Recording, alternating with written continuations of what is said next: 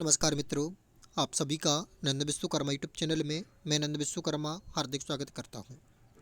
आज हम इस वीडियो में देखेंगे एमपी टेट वर्ग 3 exam question paper first and second shift 12 मार्च 2022। आज हम इस वीडियो में बाल विकास और आज से आपकी संस्कृत के पेपर प्रारंभ हो चुके हैं, तो आज हम संस्कृत में भी किस प्रकार का पेपर का पैटर्न था और वहीं हिंदी भी देखेंगे। तो आज हम बाल विकास, संस्कृत और हिंदी 3 चैप्टर कवर करेंगे। तो आज की इस वीडियो का पहला क्वेश्चन है, बुद्धि का द्विकारक सिद्धांत किसने दिया था और क्या है। तो हमें एक कमेंट में मिला है कि किसने दिया था या क्या है बुद्धि का द्विकारक का सिद्धांत। तो दिया था स्पीयरमैन में। इन्होंने दो कारक के सिद्धांत में बताया था कि बुद्धि व्यक्ति दो प्रकार की पाई जाती है, जनरल फैक्टर और स्पेशल फैक्टर। ये दो प्रकार के इन्होंने कारक बताए थे, जिसके लिए इनके अनुसार जनरल फैक्टर बुद्धि के लिए सबसे अधिक बुद्धिमान होता है, सबसे अधिक उत्तरदायी महत्वपूर्ण होता है। अगला प्रश्न देखें, संवेग व्यक्ति की उत्तेजित दशा है, यह कथन किसका है। तो करेक्ट आंसर है इसका वुडवर्थ। अगला प्रश्न है, एक शिक्षक होने के नाते आप सामाजिक शिक्षण को क्यों महत्वपूर्ण मानते हैं। क्योंकि बालक एक सामाजिक प्राणी है, तो इस कारण से मानते हैं। यदि उसमें ऑप्शन ए रहा हो तो इसका करेक्ट आंसर यही होगा, और नहीं रहा हुआ तो क्वेश्चन के अकॉर्डिंग उसके जो ऑब्जेक्ट होंगे उसी के अनुसार होंगे। मैं आपको बता दूं, मैं अपनी तरफ से इस प्रश्न में जो आपका पेपर मैंने बनाया, अपनी तरफ से कोई भी प्रश्न ऐड नहीं किया है। जो भी मुझे प्राप्त हुए हैं आज के आवेदकों के द्वारा, जिन्होंने आज एग्जाम दिया हुआ, ही मैं आपको बता रहा हूँ। अगला प्रश्न है, दो बालकों में समान योग्यता नहीं होती है, यह कथन किसका है। तो इसका करेक्ट आंसर है हार्लॉक। अगला प्रश्न है,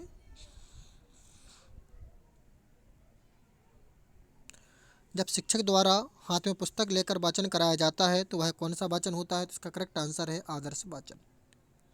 अब हम बढ़ते हैं संस्कृत और हिंदी की ओर। तो देखिए संस्कृत का और हिंदी का पैटर्न कैसा है। सबसे पहले बात कर लेते हैं फर्स्ट शिफ्ट में। तो फर्स्ट शिफ्ट में किस प्रकार का पैटर्न रहा हिंदी का।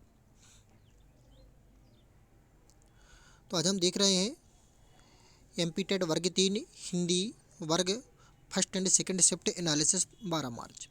तो पद्य और गद्य दोनों आपकी आए थे, जैसे हमेशा आते हैं।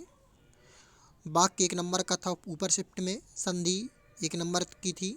बताया जा रहा है कि समास इस बार पहले शिफ्ट में नहीं था। पर्यायवाची 2 या 3 अंक के बताए गए हैं। मुहावरे लोकोक्ति इस बार ऊपरी शिफ्ट में था। विलोम 1 अंक था कथा, और रस और अलंकार ऊपर के शिफ्ट में नहीं थी। अब हम बात करते हैं सेकंड शिफ्ट की। तो सेकंड शिफ्ट में जैसे कि हमेशा आता था उसी प्रकार का था। वाक्य 1 अंक का था, संधि 2 या 3 अंक की थी, समास 2 या 3 अंक का था, पर्यायवाची 1 अंक का था, मुहावरी लोकोक्तियाँ शाम के शिफ्ट में नहीं थी, विलोम शब्द 1 अंक का था, रस 1 अंक का था, अलंकार 1 अंक का था। सुबह का जो शिफ्ट था, जहाँ तक मुझे एनालिसिस मिला उसके अनुसार पर सुबह का शिफ्ट साधारण था, सामान्य था। अधिकांश बच्चों के अधिकांश नंबर प्राप्त हुए हैं। वहीं शाम का जो शिफ्ट था जिसमें संस्कृत प्रारंभ हुई है, बहुत टफ था, बहुत टफ था। किसी भी बच्चे के, जो विरली बच्चे के 100+ अंक मिले हैं, कि 100+ अंक बहुत ही कम बच्चों के सुनने मिले हैं शाम के शिफ्ट में। अब हम बात करते हैं संस्कृत में शाम के शिफ्ट में क्या आया था। सुबह की शिफ्ट में तो इंग्लिश थी आपकी।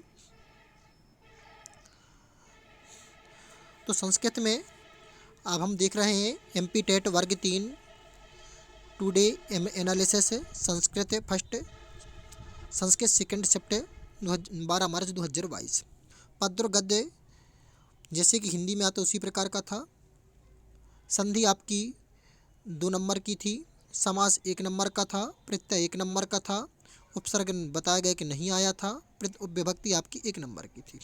और बताया जा रहा है कि जो इसकी शिक्षण शास्त्र था बहुत जटिल था, संस्कृत का बहुत कठिन शिक्षण शास्त्र था, बहुत कठिन बताया गया है। और जो अनसीन पैसेज था वो इस प्रकार था कि समझ में नहीं बच्चों के आ रहा था। और आपका जो पेपर था इसमें बताया कि ग्रामर ना के बराबर थी, बहुत कम ग्रामर थी संस्कृत में। यदि आपको वीडियो अच्छा लगा तो वीडियो को लाइक करिए, चैनल पर फर्स्ट टाइम आए तो चैनल को सब्सक्राइब जरूर कर लीजिए। नमस्कार मित्रों।